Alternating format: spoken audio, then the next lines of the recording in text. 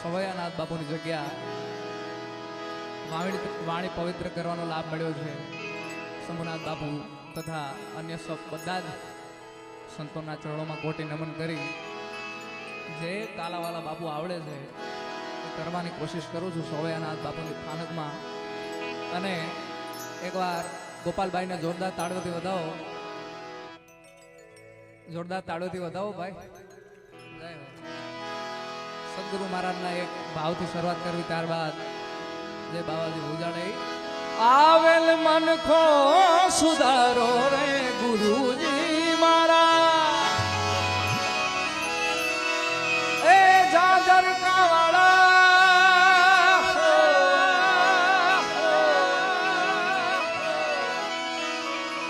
આવેલ મન ખો સુધારો રે ગુરુજી મારો આવેલો મન ખો સુધારો ગુરુજી મારો આવેલો મન ખો સુધારો આવેલ મન ખો સુધારો રે ગુરુજી મારા આવેલ મન ખો સુધારો રે ગુરુજી મારા આવેલો મન ખો સુધારો